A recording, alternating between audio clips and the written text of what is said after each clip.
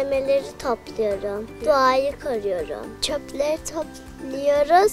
Doğayı koruyoruz. Yerleri çöp atmayın. Doğayı pisletmeyin. Belediyemize bağlı Gündüz Çocuk Bakım Evi'nde çocuklarla beraber sıfır atıkla alakalı eğitimlerimizi gerçekleştirdik. Amacımız çevreye duyarlı bireyler yetiştirmek. Atıklardan müzik aleti yaptık.